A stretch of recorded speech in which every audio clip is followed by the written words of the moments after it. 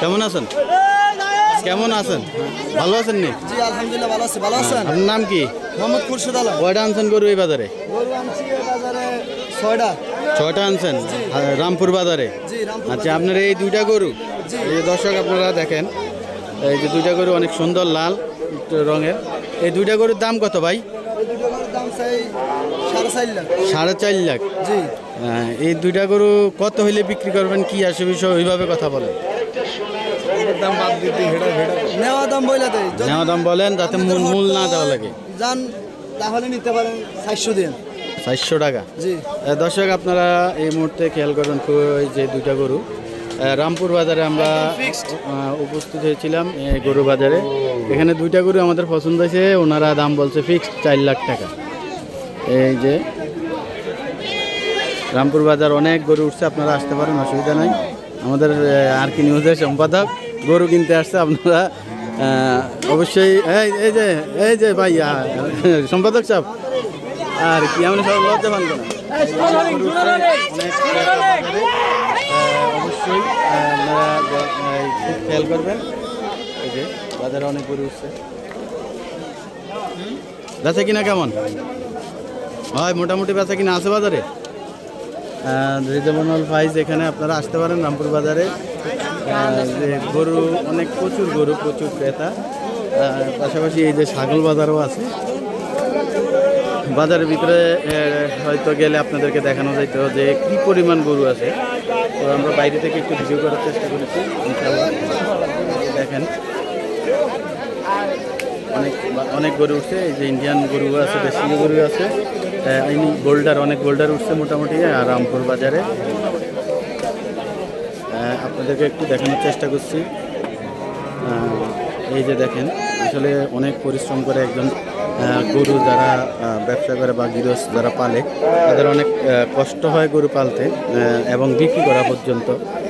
সেই আঙ্গিকে আপনাদেরকে দেখানোর চেষ্টা করছি যে রামপুর বাজার, হাজীগঞ্জের উত্তর অঞ্চলে রামপুর বাজারে অনেক গরু উঠছে। আপনারা অবশ্যই দেখতে পাচ্ছেন যে গরুর পরিমাণ এবং ক্রেতাও আছে, মাশাআল্লাহ অনেক ক্রেতা আছে। আমরা দেখানোর চেষ্টা করতেছি।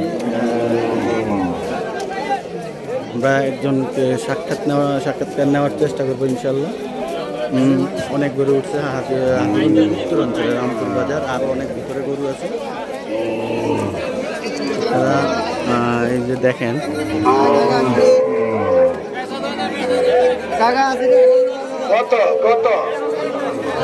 একজন গরুর ব্যাপারে বলতে চায় কেন বেচা যায় না?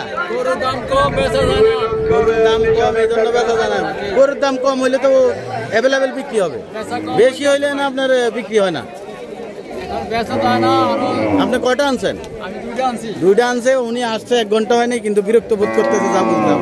আরো সময় নিতে হবে, যেহেতু বেচা কিনার বিষয়, কোরবানির বিষয়, এগুলো অনেক সময়। আমি আমার একজন পরিচিত লোক দেখতে পাচ্ছি যে উনি গরু নিয়ে আসছে বাকিলা থেকে, এই রামপুর বাজারে গরু নিয়ে আসছে। এই যে দেখেন কি কেমন দাম মূল দিছে? 1,10,000, 1,05,000 মূল দিছে তো? তাহলে তো গ্রাহক আছে, গরু বাজারে গ্রাহক আছে।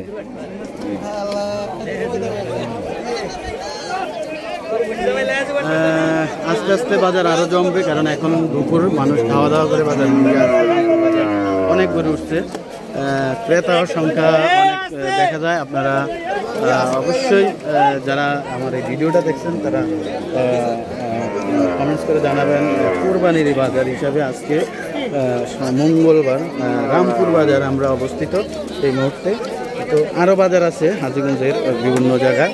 আমরা এই মুহূর্তে রামপুর আসছিলাম গরু দেখার জন্য, তো সেই সুবাদে একটু ভিডিও করে নিলাম। অনেক ক্রেতা এবং বিক্রেতা উভয়ই রামপুর বাজারে উপস্থিত। এই যে ইন্ডিয়ান গরু, মোটামুটি ইন্ডিয়ান গরু অনেকগুলো উঠছে।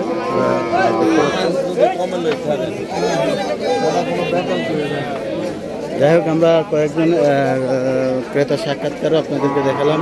বিক্রেতা আছে, বিক্রেতাদের আসলে সাক্ষাৎকার নেয়নি, কারণ এখনও বাজার ওইভাবে বেচা কিনা শুরু হয়নি। যেহেতু দুপুরের পরে, খাওয়া দাওয়ার পরে অনেকে আসবেন, সেই সুবাদে আমরা যদি আরেকটু পরে সাক্ষাৎ ভিডিও করতাম হয়তো আরও ভালো কিছু দেখানোর চেষ্টা করতাম। অনেক ক্রেতা কিন্তু আস্তে আস্তে আসতেছে, আপনারা লক্ষ্য করবেন অনেক ক্রেতা বাজারে আসতেছে। যাই হোক, সবাইকে ধন্যবাদ আমার এই সাথে থাকার জন্য। আবার অনেক ভিডিওতে কথা হবে ইনশাল্লাহ।